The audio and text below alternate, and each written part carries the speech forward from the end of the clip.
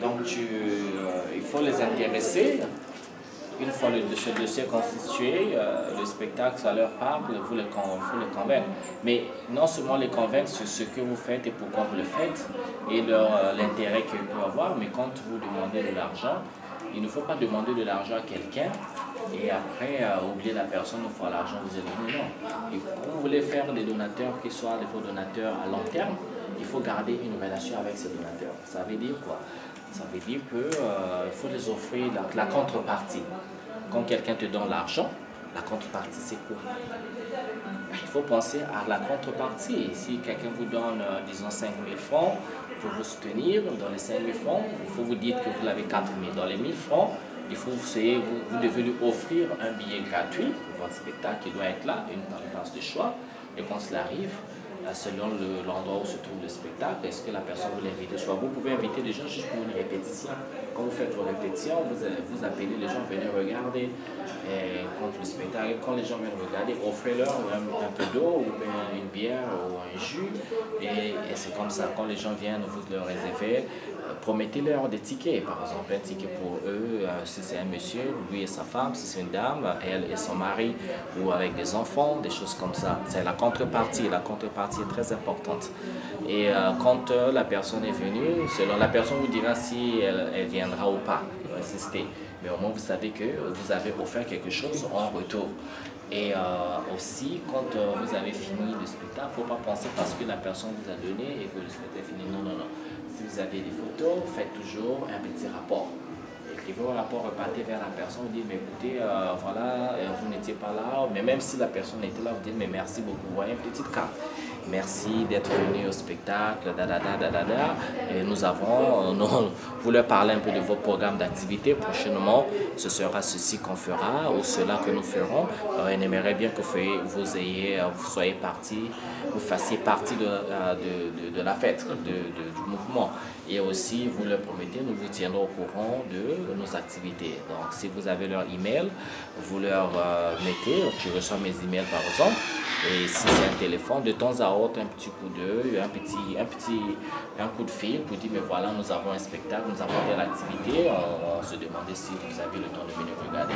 Comme ça, vous approchez de ces gens-là, pas seulement pour demander de l'argent, mais pour leur dire ce que vous faites. Et ce n'est pas demander de l'argent tout le temps. C'est des stratégies parce que vous savez, s'ils deviennent des donateurs à long terme, tout le temps que vous avez un bon spectacle, si vous avez aimé le spectacle, ils viendront toujours vous soutiendront toujours. Ce sont que ils font maintenant partie de votre développement professionnel. Quand ils font partie de votre développement professionnel, ils reviendront, ils viendront toujours, ils vont toujours vous soutenir. Donc c'est un peu ça.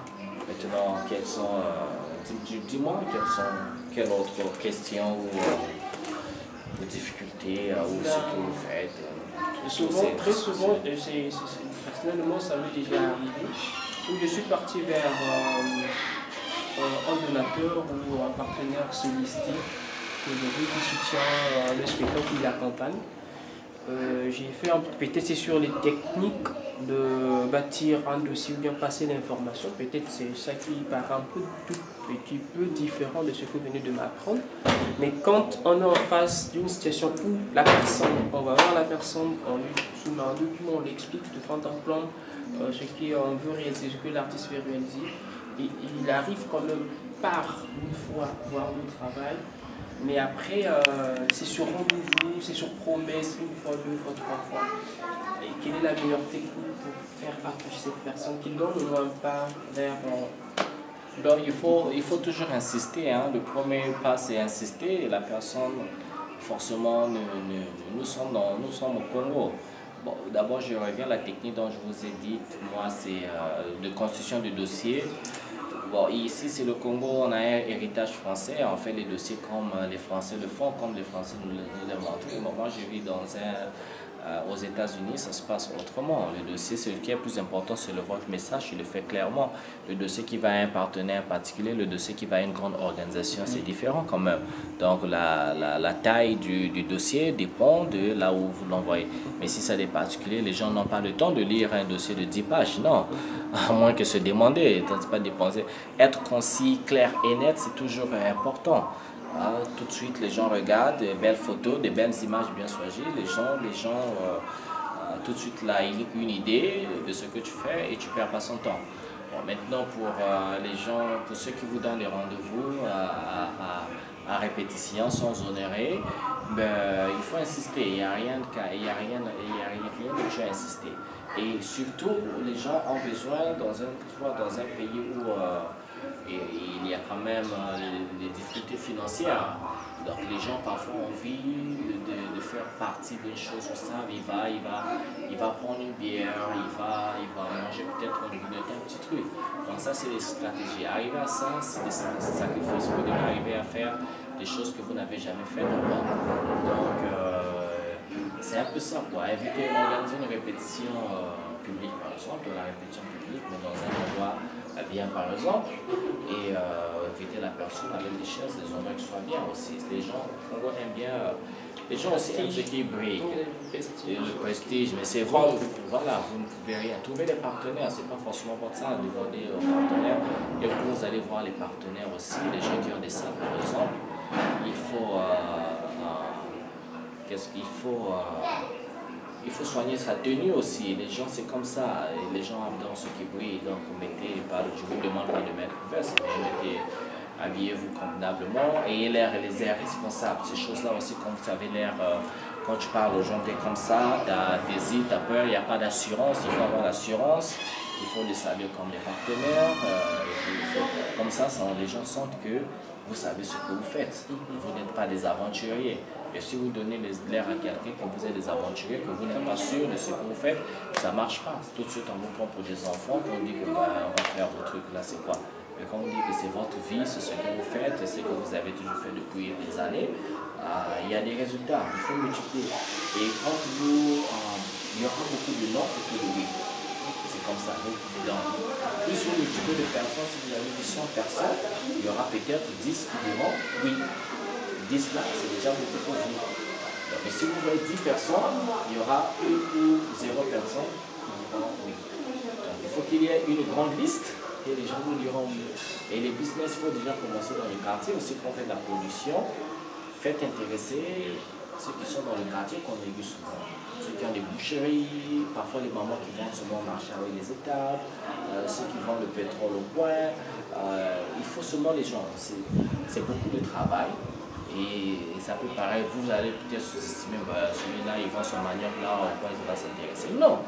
Parfois, c'est cette personne qui sera notre donateur à long terme, et vous donnera, la personne donnera son fonds tout le temps.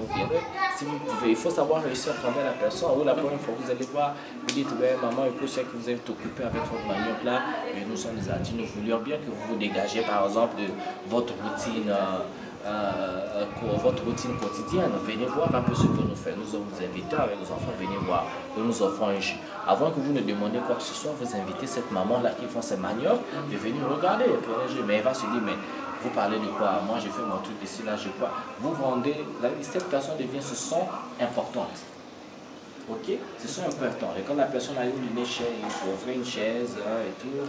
Et après, la personne regarde les répétitions. Après, à la fin, je pose la question, mais qu'est-ce que vous avez vu? C'est ce qu'on fait et tout. Bon, à l'avenir, si vous pouvez nous donner, voilà, nous qui vivons, regardez, il y a tel artiste, nous avons besoin d'aide des gens, on intéresse, voilà, dans l'avenir, c'est 100 francs, vous pouvez nous donner 100 francs, ça peut toujours aider. C'est toujours comme ça, les gens s'intéressent. D'abord, vous les avez fait dégager dans ce qu'ils font. Et ils viennent, ils se regardent, ils disent, oh, c'est quoi ce truc, c'est beau, c'est bien, c'est quoi ce truc, pour vous soutenir dans ce sens. Les personnes de compte et vous gardez la relation. Ce qui est plus important, en anglais on appelle stewardship. C'est garder, maintenir la relation avec ses donateurs. C'est difficile, mais c'est ce qui fait qu'à long terme, les gens vont repartir. Tu sais, quand quelqu'un t'a aidé, une fois que tu l'as oublié, le jour que tu auras encore besoin d'aide, tu sais que tu ne vas pas dire cette personne. Tu auras honte. Tu te dis, mais non, non. Mais si tu ne l'avais pas oublié, tu repartiras autant de fois. Parce que tu as eu une relation d'amitié, ça a été du donnant, du gagnant-gagnant. Donc tu donnes, il y a la contrepartie qui est là. Et là, voilà, la confiance est là.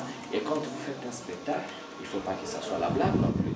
Il ne faut pas que ce soit la blague, il ne faut pas que ce soit amateur, de l'amateurisme. Il faut que ce soit un spectacle professionnel qui touche à l'âme des personnes. Quand ils arrivent, ils regardent, mais ils disent, mais merde, c'est quoi ce truc? Donc vous avez des heures de travail, vous constituez, regardez les professionnels pour regarder le spectacle, se constituer, filmer si vous pouvez, regarder vos spectacles avant de vous mettre sur scène. Il faut que ce soit, il faut pas que ce soit de l'amateurisme. Voilà. J'ai un peu répondu. Je pense que ce qui reste à faire. Mais pour l'instant, comment vous vivez pour le moment, si vous n'avez pas encore abordé ces stades, comment vous vivez ou quelles sont vos sources de financement? Ben, la première des choses, d'abord, nous, ce qu'on fait, c'est d'abord se faire avec ses moyens propres. C'est-à-dire qu'on organise une sorte de caisse, de caisse quotidien. Oui. Quand je vais répéter, si je répète avec un ami, Oui. chaque répétition, nous avons 100 francs à mettre dans notre caisse. Et puis, ça fait une force quand peut-être on a 5-6, Oui. mais c'est beaucoup de difficultés quand on est un. On sait là, ça demande beaucoup de sacrifices. Donc, dans la semaine, je dois me dire dans ma tête que si j'ai 1000 francs, je dois y parler à 500, on ne sait jamais. Et jusqu'à ce que je peux atteindre, par exemple, un petit 5000, si j'ai un spectacle en vue, la première des choses, c'est d'abord avoir un équipement sur mon spectacle. Et puis aller vers les techniciens, commencer à inviter les techniciens, partager un petit repas, un jus, leur parler de je fais que tu m'as pas, je fais d'abord avoir ça, qu'est-ce que ça veut dire, c'est une série de trucs. Et puis à chaque fois, il faut intéresser les techniciens, tel que je prends mon cas dans le travail que je viens de présenter, les solutions pour le travail, mon chantier. Je l'ai fait sans subvention, sans quoi, mais avec les moyens de bord. Donc ce que je faisais, à chaque fois je partais vers les 3 techniciens qui m'accompagnent.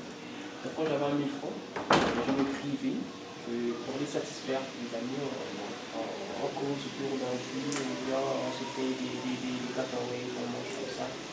Et les jours de répétition, parfois quand tu donnes ton avis, il ne vient pas. Mais tu ne dois pas te laisser vraiment gagner par la tristesse. J'étais toujours courageux. Je partais vers eux dans tout marché. Et après, le jour même du spectacle, donc les petits 100 francs que j'ai parlé, j'avais réussi au moins à économiser quelque chose de 20 000 francs. Avant le spectacle, j'ai fait venir le caméraman qui a fait les images. J'ai fait venir les 3 instrumentistes. Ils ont dit, regardez ce que j'ai fait. Donc, c'est un travail que je suis en train de voir. Moi, je travaille pour demain pour aujourd'hui. Mais au moins, en déplacement de tout un chacun, ça va permettre. J'ai fait 5 000 à chaque fois. Ils ont dit, tu es clair. Okay. On sait que prochainement, si ça peut faire quelque chose que chacun de nous peut au moins bénéficier de son travail. Okay. Et ils m'ont accompagné, j'ai fait réaliser. Super, super. Donc, on se bat comme ça. C'est pas facile, c'est dur. Mais quand on aime la chose, on le fait. Moi, particulièrement, comme j'aime, je me donne toujours. Ah, super, c'est bien. Coupe. Bon, maintenant, tu as déjà fait des plans. Donc, c'est un peu ça. C'est facile nulle part, hein, que ce soit ici dans le monde, en France, aux États-Unis. C'est toujours des stratégies. Hein. Tu sais, même si dans un environnement où il y a des organisations qui subventionnent, des sources de subventions, mais il y a beaucoup de compagnies, on ne va pas subventionner la même compagnie tout le temps, à moins que vous soyez vraiment une grande compagnie, un grand ballet qui fait des grands ballets, surtout dans le monde des Blancs, des ballets comme Casse-Noisette, il y a quoi, Cendrillon, il y a quoi d'autre, tous les ballets de Nijinsky, comme les trucs de ballet russe là, ou tout ce qu'ils faisaient à Petit Pas, l'Opéra de Paris, ces grands ballets, ou bien les grandes compagnies comme en Afrique du Sud, hein, Ballet Umoja, il y a des gens parce qu'ils ont un grand,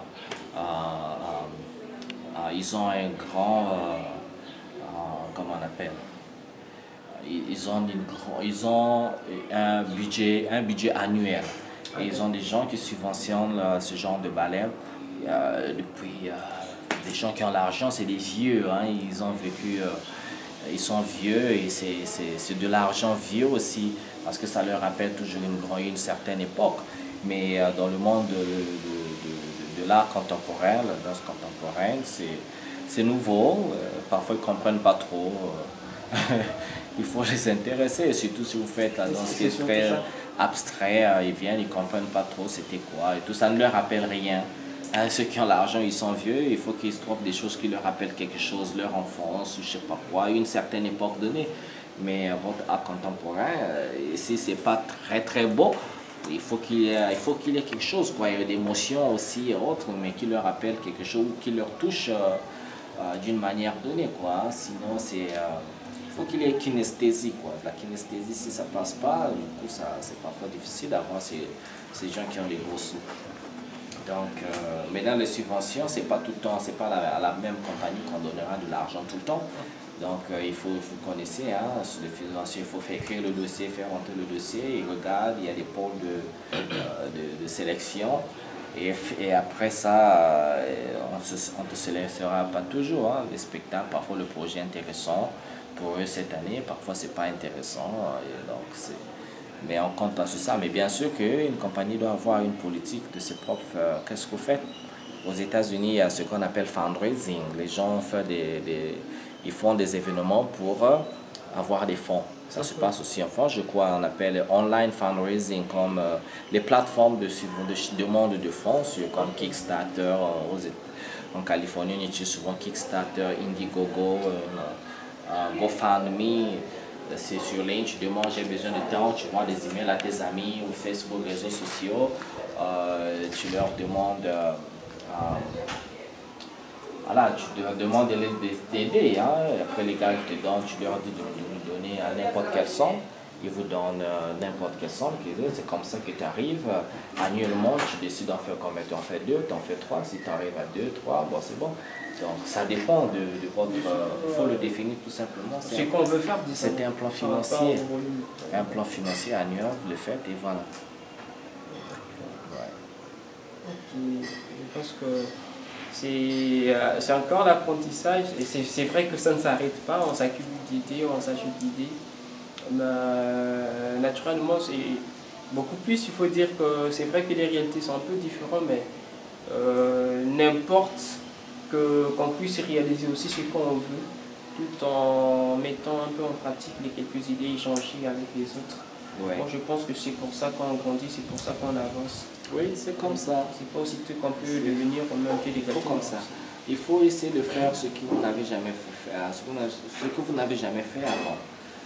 Les business, les gars autour de vous, ceux qui vous regardent, ceux qui ne comprennent pas ce que vous dites, ceux qui vous prennent pour des fous ou des vauriens, il faut les convaincre. Il faut les convaincre parce que c'est un environnement comme ça. Ailleurs, il n'existe pas une grande université où il n'y a pas un département d'art, où il n'y a pas un département de sport. Quand on voit, je prends les États-Unis par exemple, même les joueurs de basketball que vous voyez, la plupart de ces jeunes-là qui sont bons pour nous, c'est des étudiants. Ils sont à l'université. Le gars qui a fait par exemple Black Panther, il est sorti de la même... Ryan Coogler, il est sorti de la même université que moi. Je l'ai rencontré il y a quelques semaines avant de venir. Il était étudiant dans la même université que moi. Donc, ce n'est pas des gens qui font du cinéma, il y a le sport, il y a la danse, il y a la musique, il y a les arts plastiques, il y a ceci. Ça, c'est dans les pays un peu plus avancés. Mais chez nous, il n'y a pas encore cette valeur dans les arts. Chez nous, on ne pense pas que ça peut être fait à l'université. Il faut les beaux-arts et autres. Bon, c'est des environnements différents, mais c'est à nous la responsabilité des artistes de changer ça, cette mentalité, de les changer en commençant d'abord par changer eux-mêmes leur mentalité. Donc c'est comme ça que ça marche. Sinon c'est pas évident.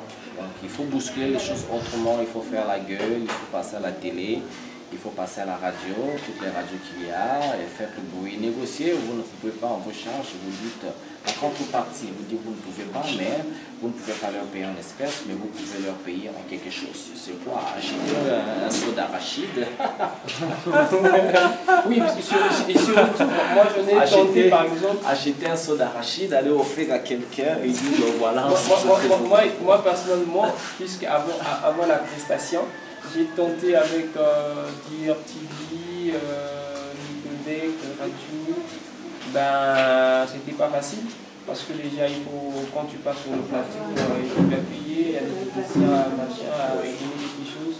Mais avec ma position que j'avais, je ne pouvais pas du tout Et même, il y a un journaliste qui m'a découvert à l'Institut français, on a essayé d'échanger, puis le gars m'a dit, ben, tu passes à l'émission. Il anime sur le livre, alors il voulait faire une croisade entre le livre et la danse, expliquant un peu est-ce qu'il y a une nuance, comment ça se fait, est-ce que ça peut se marier entre les écrits et le mouvement. Je suis arrivé sur le plateau, mais le gars, moi je dirais peut-être qu'il était un peu malin, il ne m'a pas expliqué au début qu'est-ce qu'il fallait faire, il m'a dit je t'invite, viens participer. Moi je dis je suis disponible, je vais venir. Mais dès qu'on finit, je finis de tourner dans l'émission, il me dit mais écoute, il faut libérer les techniciens, il faut leur déplacer, il faut leur faire quelque chose, bon tu vois c'est l'émission, il faut payer, et il faut donner 20 000. Et tu ne m'as pas dit ça, il fallait me le dire, j'aurais pu te dire soit attends que je regarde, bien je regarde ma poche, bien bon, je vais revenir à telle date. Tu me dis je viens. Bon, ce sont des réalités qu'on croise, Oui. mais après c'est pas facile. Ouais. Et le deuxième cas que tu as souligné sur la danse contemporaine qu'on donne, c'est pas toujours facile parce que même quand j'ai donné ma prestation dans la grande salle de Suéco, au début quand j'ai commencé mon spectacle, la moitié des jeunes, parce que ici naturellement chez nous, particulièrement au Congo, il y a des jeunes qui ne comprennent pas jusqu'à présent c'est quoi la danse contemporaine. Ils n'en voient pas assez. Assez. Dès que tu commences à dire ça c'est encore quoi. Mais c'est bien après, je crois, c'est après 5 minutes, puisque j'ai travaillé sur 15 minutes. Oui. Donc c'est juste après 5 minutes que la salle commençait à se taire. Mais quand j'ai commencé mon spectacle, c'était un bruit, j'entendais. Mais bien sûr. Mais j'étais peut-être un peu fort de ne pas se laisser déconcentrer par ce côté moquerie du bruit. Non, c'est quoi, oh, bima, bima, c'est la coutume. Oui. Mais après, quand je me suis donné dans le fond de mon spectacle, ce qui m'a donné plus de force, parce qu'à un moment, j'ai senti la salle était calme et tout le monde me suivait le spectacle. Et à la fin, ces mêmes jeunes sont venus me dire, on veut le faire, on veut pratiquer cette danse, explique-nous comment ça se passe. C'est ça, il y a tout à faire, chez nous tout est à faire. Ces choses-là, les gens ils ne voient pas ça. Moi, une fois, je regardais la télévision congolaise, il y a une émission de dimanche, il y avait un gars avec des enfants, il posait aux enfants des questions sur le théâtre et il disait est-ce que vous connaissez un comédien par exemple. Les enfants disaient connaissons, ils disaient Coco Ping Pong. Il disait tous les noms, tous ceux qui font de la bouffonnerie. C'est pas le théâtre, on appelle ça sketch, mais en fait c'est même pas du sketch. Mais oui, c'est même pas du sketch. Un sketch c'est un cours, un exemple, un petit cours, un petit cours exposé de théâtre, quoi, mais c'est pas. Le sketch et le cours. Le sketch n'est pas un truc d'une heure, de 2 heures de temps, les gens parlent, on ne sait pas trop de quoi ils parlent. Mais du coup c'est la bouffonnerie. Donc c'est ce qu'il y a. Du coup c'est devenu ça, c'est ça qui a remplacé le théâtre. Nous avons des grands comédiens ici, comme les deux de Denyamula, tous ceux qui vont en France. Mais la plupart de leurs spectacles, ils sont en France, ailleurs, ils ne font pas ça ici.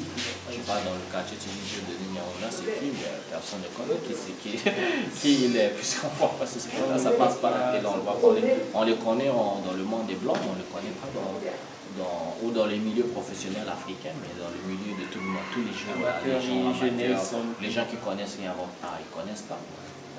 Donc c'est ça aussi la difficulté. Comment est-ce que rendre ça visible, comment le rendre visible et accessible à tous? Comment rendre son art accessible à tous? C'est des questions qu'il faut répondre. Il faut peut-être faire beaucoup plus de spectacles de rue, à répétition, tout le temps, parce que quand les gens regardent tout le temps, ça devient des habitudes, ils comprennent. C'est ça, quand tu n'as rien vu, tu n'as jamais rien vu, quand tu vois la première fois, il y a des réactions, tu réagis positivement ou négativement, c'est comme ça, c'est la première expérience, c'est comme ça. Donc c'est, que ce soit la musique, c'est aux artistes le fait d'éduquer, c'est aux artistes de bousculer les choses, quelle que soit la méthode.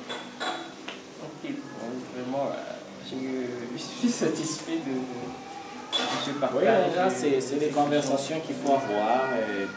Voilà quoi, et partager ces conversations, faire des vidéos parfois, mettre sur YouTube et inviter les gens à faire des commentaires parce que moi je peux te donner ce que j'ai par rapport à ma propre façon de faire et après les gens peuvent commenter par rapport à leurs convictions, par rapport aux méthodes qui ont fonctionné pour leur projet et ils diront, ils vont commenter et ils diront donc commentez les gars, on fait une vidéo, on va mettre en ligne. Faites vos commentaires et il y aura à la fin une adresse email et un numéro de téléphone. Et donc appelez-nous sans hésiter, écrivez-nous sans hésiter, on continue la conversation parce qu'il y a beaucoup de choses à faire en Afrique, il y a beaucoup de choses à faire au Congo. Donc la conversation est ouverte est ouverte pour tout le monde. Donc n'hésitez pas, discutons, c'est à nous de construire. C'est à nous de construire ce truc. C'est ensemble, c'est la responsabilité. Mais c'est pas ensemble. Ben oui, voilà, c'est comme ça. Merci les gars, au revoir. Merci, ciao.